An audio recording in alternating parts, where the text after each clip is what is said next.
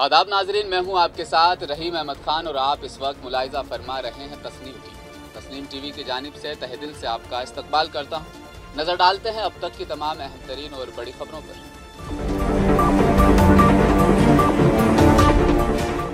उत्तर प्रदेश के जिला मुरादाबाद के छलजा थाना इलाके में उस वक्त सनसनी फैल गई जब महकमा तालीम में काम करने वाले टीचर की लाश खेत में आम के दरख्त से लटकी हुई मिली।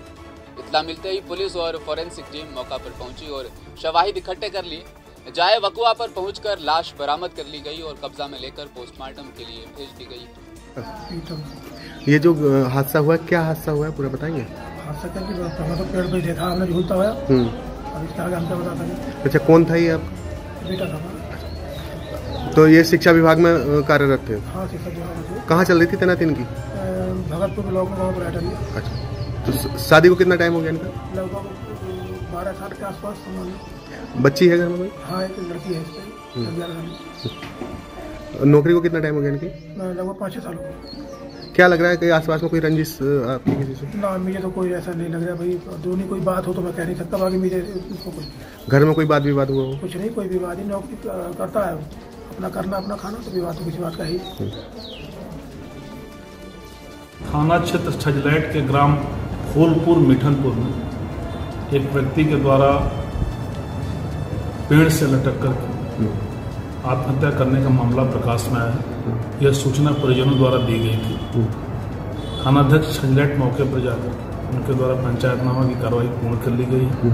बॉडी को पोस्टमार्टम के लिए भेजा गया है। शेष विधिक कार्रवाई की जा रही है। हाँ, परिवारजनों द्वारा यह अवगत कराया गया है कि मृतक शिक्षा विभाग में नौकरी करता था और यह शिक्षक था, और किन कारणों से इसके द्वारा इस तरह का कदम उठाया गया इसकी भी जांच की। कोई तहरीर वगैरह आई सर पीड़ित द्वारा? ये सूचना प्राप्त हुई है कि उनके पिता के द्वारा यह सूचना दी गई कि उनके पुत्र के द्वारा फांसी लगा करके आत्महत्या की गई।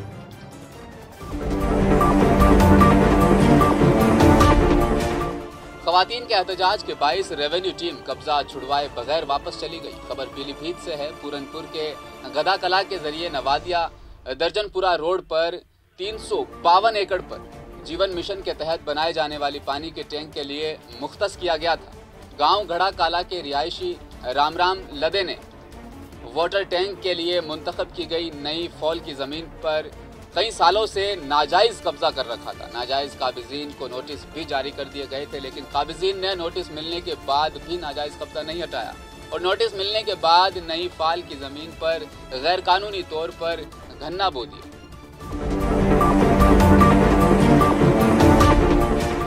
नामालूम गाड़ी की टक्कर से मोटरसाइकिल सवार जख्मी हो गया। खबर शाहजहांपुर की है। नामालूम गाड़ी की टक्कर से पोखरा का निवासी शाम जख्मी हो गया, जिसे रजत शुक्ला और एमटी अजीत कुमार ने मरकज यूपी 32 सेहत बांडा की एम्बुलेंस नंबर में दाखिल कराया, जिसकी वजह से जख्मी शाम को सेहतमंद वापस लाया जा चुका है। Doctor Raisuddin Ansari, hospital staff, तमाम लोगों ने बताया कि गंभीर चोटें नहीं थी।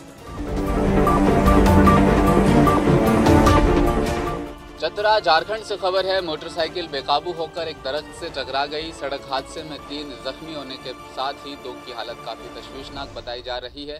उस वक्त उमेश यादव उर्फ कारू यादव, वालिद केशु यादव और कल्लू यादव, वालिद तलबुल पंचायत चतरा, ये तीनों लोग इस बाइक पर सवार थे।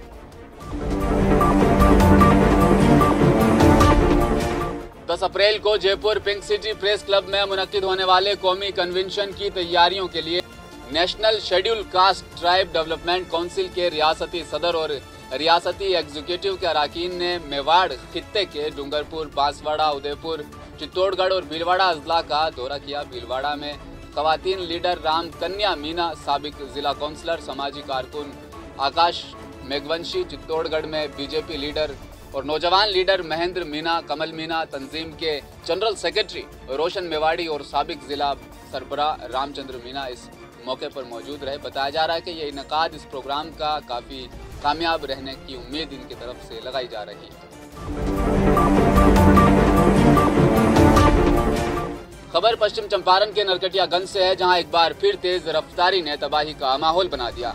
ऐसी जख्मी नौजवान को मकामी लोगों की मदद से सब डिविजनल अस्पताल ले जाया गया, जहां डॉक्टरों ने इब्तदाई तिब्बी इमदाद के बाद सूरत हाल को देखते हुए उसे बेतिया रेफर कर दिया। बताया जा रहा है कि नौजवान तेज रफ्तारी से आ रहा था, जो बेकाबू होकर और ब्रिज के डिवाइडर से टकरा गया। जख्मी नौजवान की शिनाख्त रंजीत कुमार के तौर पर हुई है, जो शिकारपुर थाना इलाके के सोना साथी का रहने वाला है।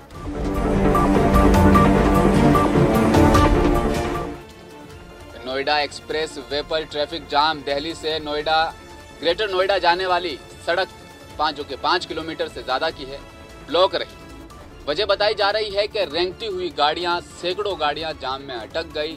नोएडा एक्सप्रेस वे पर जारी तामीराती काम की वजह ये जाम लगा था। सेक्टर 14A चल बॉर्डर से महामाया तक जाम था। GIPC एक्सप्रेस वे जाने वाली गाड़ियां भी जाम में फंस गई।